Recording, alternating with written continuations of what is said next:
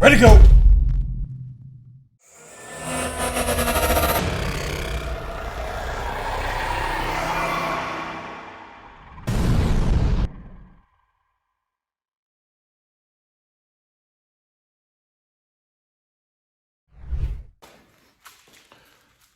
Hey guys, Ryan here. Hello YouTube, SB's Gym.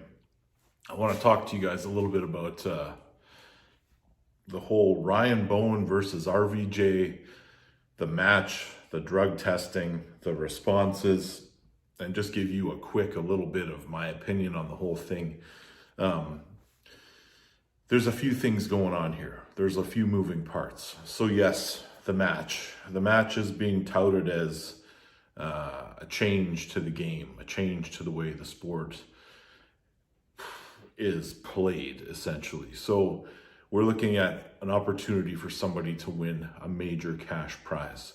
And we're also looking at a drug testing protocol that has been labeled as bulletproof and changing in the overall sport. There's a couple of things, okay? So let's first talk about the overall cash prize thing and how this could change the game. It is definitely a game changer for the two guys that are competing in this match.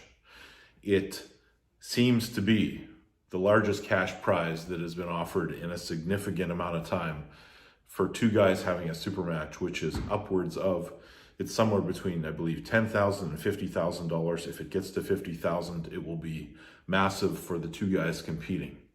We have seen these one-offs before. We've seen one-offs with major cash prizes happen. We've seen it. We've seen it with Jerry Cataret and Travis Bagent in the past. Is it amazing? Yes. Is it sustainable? Not really. But I applaud these guys for what they're doing. And if major sponsors and major mainstream media can come to the table, then that's awesome. It makes it more possible for the future. Here is where it gets pretty interesting.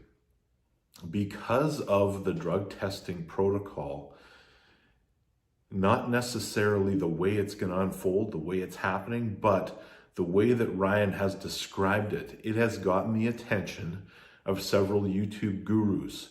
So more plates, more dates.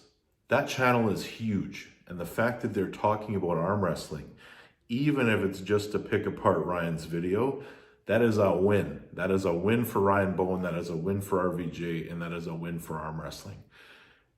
All of a sudden, you have a guy with a humongous following talking about arm wrestling, talking about the drug testing protocol. And basically, he's saying it's ridiculous to call it bulletproof because it isn't. Because for it to be bulletproof, you would almost need a quarantine situation where everything that even came into reach of the arm wrestling competitors was controlled and monitored. That's the only way to make it bulletproof. So there's bulletproof, there's doing nothing. So remember that about the sides of the screen. Okay, there's doing less than nothing, a little bit over. So somewhere in about this range right here is where this drug testing protocol will sit. Is it random? Is it enough to deter amateur performance-enhancing drug users from using drugs? 100%. Is it enough to deter them? Yes. I don't know of any arm wrestlers that are true, maybe one or two, won't name names, but that are real experts in performance enhancement, how to take stuff, how to beat tests, all that kind of stuff. And it's not these guys. It's not these guys. And also, if you don't have a time machine. So there's real studies that say that once you have used performance enhancing drugs, there is a lifetime benefit to that. So that kind of takes the bulletproofness out of it a little bit too. I do applaud what they're doing. And the fact that they've gotten such mainstream attention for this, and when I say mainstream, I mean large YouTube channels that are commenting, making response videos. That is massive. That's massive for the sport. Do I think it's going to change the world of arm wrestling as far as performance enhancing drug testing goes?